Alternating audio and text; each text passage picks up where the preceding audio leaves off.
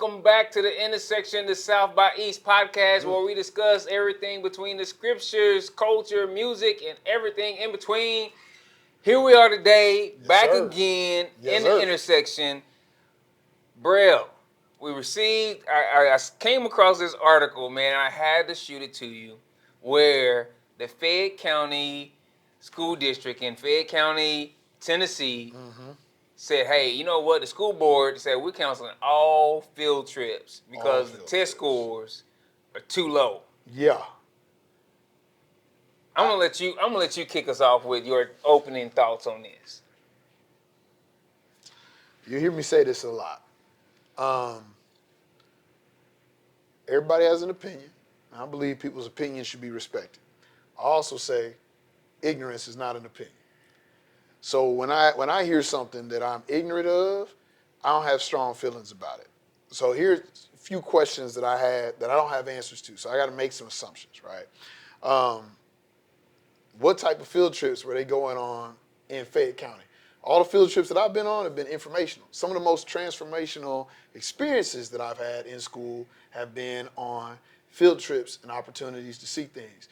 So I hear like, oh man, we're canceling all the field trips. And I'm like, all right, what data is that based on? Because if you're not changing anything that's happening in the classroom, is that actually going to help teachers focus on math and reading? So is this effective, or have we just taken away this fun and possibly useful experience that these kids could be having? Just recently, I helped in a school, the Signature Music School. It's an elementary and middle school put together, Ross and Eisenhower, respectively. And I was helping in a class, and I saw a teacher leading a fifth grade class.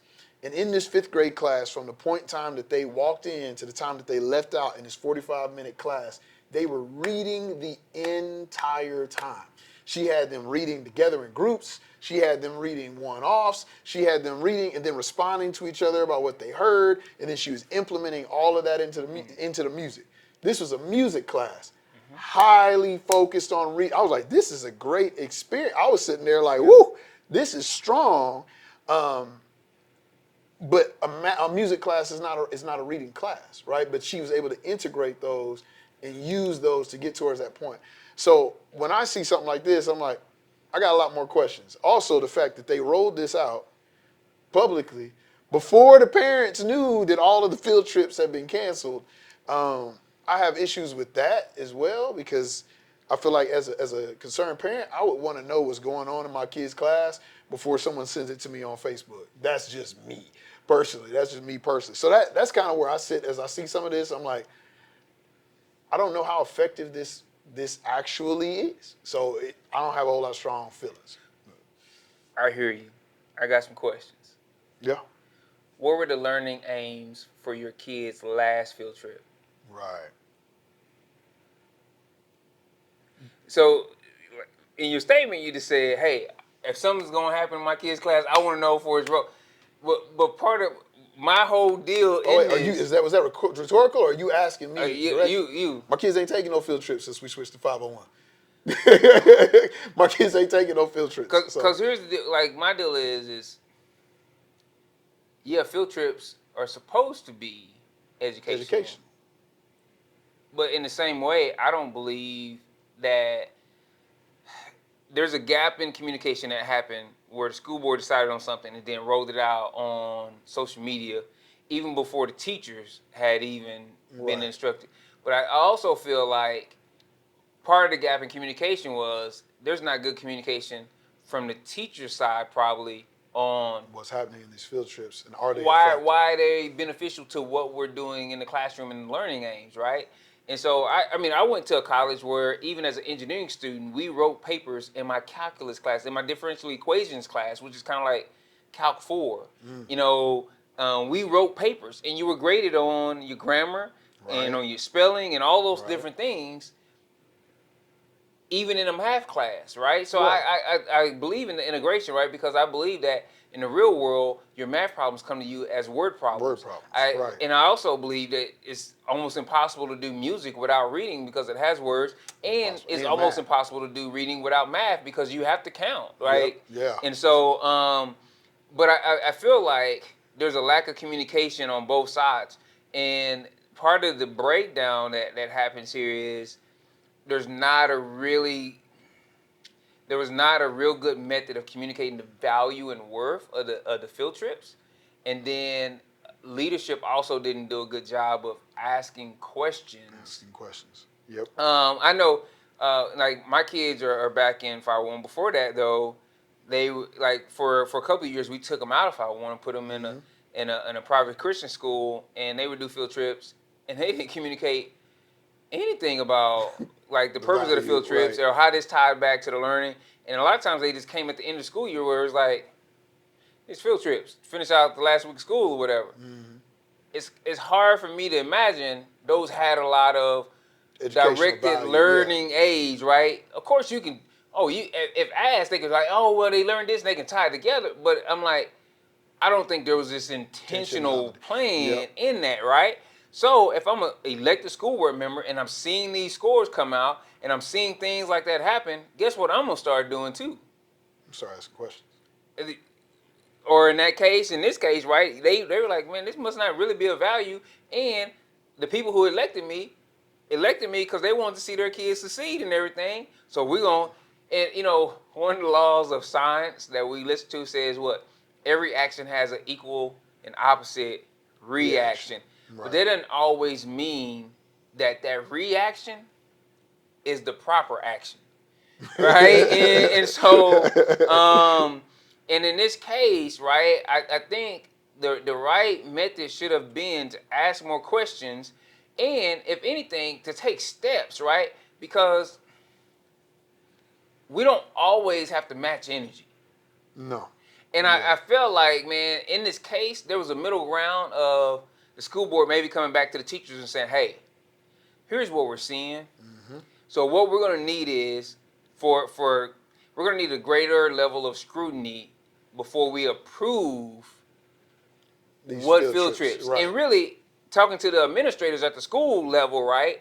Like before it ever gets to the school board should not be focused on field trips. I feel like if it gets to the point where the school board of a school district is concerning themselves with what field trips schools take, they are way too deep in the weeds for where they should be focused at, and that's going to impact learning more than they know. I feel like they should have leaned on the administrators at the school level to say, hey, I need you to have your teachers write out a more detailed plan, a more intentional plan of how this fits into they used to be in Texas, they call them the TEKS or whatever. Like these are the learning objectives that they have to cover. And we need an intentional plan, right? We're not going to distrust that the learning objective falls out of the tree and hit the kid while they're on on this trip. Absorb it through osmosis. But we're going to have this intentional thing. And so that's why I do feel like sometimes, though, I feel both ways, right? We want well-rounded students. And that's important. And those different experiences help to build well-rounded students. And it's important that as we expose them to experiences, we give them the why, right? Yep. We always talk about starting with why. And I think the same way we should be starting our students with why we're going on this field trip, why we're exposing them to these things. What do we want them to gather from here? Having the right discussions and making sure that happens.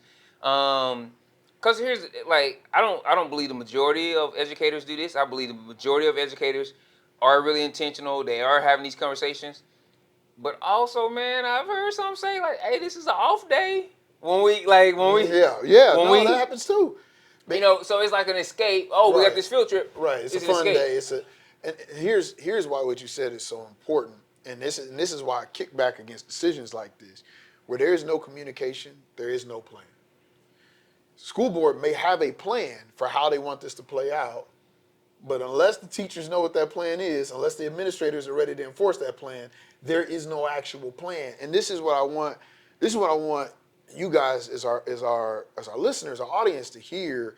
What Johnathan just explained, that process is not just niceties. Like, oh, it would have been polite to let the parents know and to let the teachers know. No, there are moving parts. In the district that I work in, it's a signature music school. There's a signature music program, and there used to be a signature music coordinator. That coordinator brought in the curriculum that spanned across the elementary and the middle school. After that signature music coordinator moved on, as staff members do, happens all the time, there was a changeover in that signature music coordinator position. Then there was a pandemic, and so things got all kind of kerfuffled. Within 2 years, that position was done away with because it just wasn't effective. But as you speak with teachers there, it's like it wasn't effective because there was no longer a cohesive plan. No one knew, oh, as an elementary school teacher, these are the things that I'm supposed to be doing to prepare them for the program that's happening in middle school. So there becomes a breakdown because there was an overall plan. This program should produce X, Y, and Z, but all of the people who had responsibility in the moving parts did not understand the plan. And without everyone understanding and working the same plan, there are no educational outcomes. And so for teachers, like, hey, y'all should just work on math and reading. It's like, if I'm not a part of that plan, it's like, how am I supposed to, well, what exactly are we going for? I'll take it back further than that, though. That got cut as a part of a school board meeting. And I think part of, like, when you go back, part of it is not just having a plan. Remember, you got to start with why. Right. The plan is not why. The Right. plan is how, right? Right. And so part of it, though, is saying, why is having this signature music program so important? Mm-hmm. Why do we need to continue investing funds in this? And there has to be someone championing that. You have to have this stuff written down because it can't be, your programs and different things that you do, your initiatives can't be person-centric. Exactly. Because or personality centric. Let me say that it can't be personality centric, where it's all resting on one person and to carry the light, because they might get hit by the beer truck, as I say. It happens. And so you got to have these things down. You have to communicate more than one thing, and so that is a part of all these different things that we do. And it's like starting with why, making sure people that understand why, especially those who hold the purse strings or the authority to grant authority to you. I'm going to come at this from a leadership perspective. I know you came at it from the perspective of the teachers and the parents, but I'm going to come at it from this perspective. Mm-hmm. If I truly value something, or if I have an employee that really wants me to support and give budget to a program, it is on that employee to continue to communicate to me the value of that program. Mm-hmm. If I'm always having to approach that employee to try to pull data from that employee on why this program is still needed, whatever else, you know what? What's probably going to happen is when I start making cuts, they're going to get cut. Because I don't see the value. And it is because they're not readily communicating and telling the story. Mm-hmm. That is on them. And so the same thing is when you have, if field trips are a critical part of your learning environment and process and procedures, and these are important, then you have to stay to be communicating that. You can't depend on somebody else just knowing. Yep. That is also like, so those are things, like the things that are really important, you have to be championing that or why it's important. And the things that you feel like are not really important, you're also responsible for communicating, like, how, this is why I don't feel like this is value added, and here's what I think we should do and instead. Yes, in place of this, right? Yep. So it doesn't feel like you're just trying to get out of things. I do feel like, you hear me talk about it all the time, I feel like we ask teachers to do a lot of stuff that they shouldn't have to do, that doesn't really matter. And I feel like that burns our teachers out. In the same way, though, I have been in environments where an educator will give a talk and will kind of put it on the general public to go in front of the school board and say all this stuff. And I'm like, well, this should start with y'all. Right. Because you have more intimate knowledge of this stuff than this, and you prepared whole talks, and you're more educated. You're the subject matter expert on it. Yep. And it's like, well, it's going to cost me something. Like, yeah, it's going to cost you something. And you should have the support, too. So what's happened in a school board meeting? A lot of school board meetings are open, right? And so it's like, as parents, we also should be informed about what's happening in our schools with our kids. And when decisions are made, school boards should know, hey, if we make the wrong decision, there will be blowback. Like the public will hear about it, and the parents are going to come to us and let us know, hey, we didn't appreciate what had happened, or this is how we think it should have happened instead. And it all goes back to what you said about communication. Like, everybody has to advocate for their piece. Mm-hmm. Everybody has to be informed, and everybody has to take their seat at the table. And when that doesn't happen, you have this breakdown where there's just inefficiency and ineffective leading of our students. And then everybody's frustrated.